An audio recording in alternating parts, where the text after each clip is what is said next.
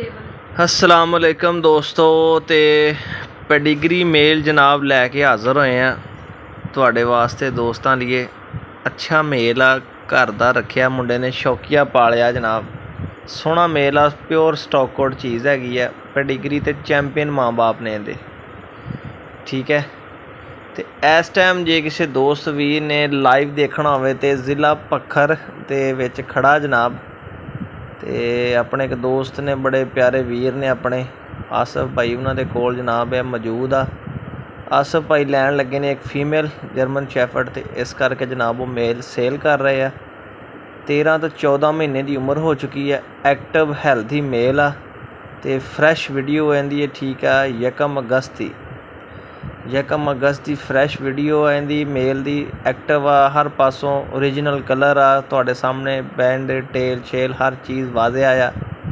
तो जेड़ा भी कोई दोस्त वीर जर्मन शैफर्ड का शौक करना चाहता हो, हिसाब ला लो कि पक्खर च कितनी गर्मी पैंदी है, फिर भी माशाअल्लाह उन्हें इन्नी टेक केयर की है कि सोहना मेल उन्हें सांभिया है। तो बड़ी खुशी की गल आ, और वो अपने शौक को अगे बढ़ाना चाहते हैं जनाब। फीमेल रख के ब्रीड कराना चाहते हैं। एक फीमेल उन्होंने को पहले हैगी है, तो एक फीमेल होर लैना चाहते हैं पेडिग्री फीमेल, ताकि जरा अपना शौक भी बढ़ाउण ते शौक के नाल नाल जिहड़ा अपना काम भी चलाउण। तो बड़ी खुशी की गल आ, ठीक है, कि कोई दोस्त इस जगह पर रहिंदा होया भी पिंड थां च भी जर्मन शैफर्ड का ना अच्छे टेक केयर कर रहा जनाब। तो ये जनाब मेल जिहड़ा जर्मन शैफर्ड आ तुहाडे कोल भी जा सकता है जनाब। तुसीं साडे नाल कॉन्टैक्ट करो, दिते गए स्क्रीन के नंबर ते। अरसलान भाई तुहाडा वीर तुहाडे वास्ते अच्छी अच्छी वीडियो लैके हाज़र हुंदा डॉग्स के हवाले नाल।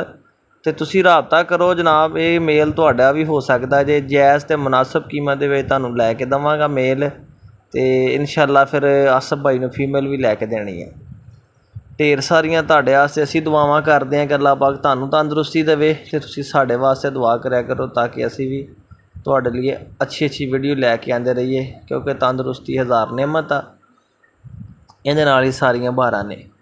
तो एक दफ़ा फिर चैक कर लो, कोई स्ट्राइक नहीं कराया, अपनी लाइव पोजीशन दे विच मेल खड़ा जे, ठीक है। फिर तुहानूं दसदा जावां 1 अगस्त की फ्रैश वीडियो आ, तो यह जे इहदा पेडिग्री डाटा, ठीक है। बाकी तुहानूं पेडिग्री भी इहदी मिल जाएगी। इहदा माँ बाप जिहड़ा, ठीक है, यह देख लो नाम लिखे हुए आ, मदर फादर ने, मदर है इहदी, ठीक है। तो मदर फादर की, ग्रैंड पेरेंट्स की, यह दादा दादी है इहदे, यानी सारा रिकॉर्ड हैगा वा, टोटल पेडिग्री जानवर हैगा।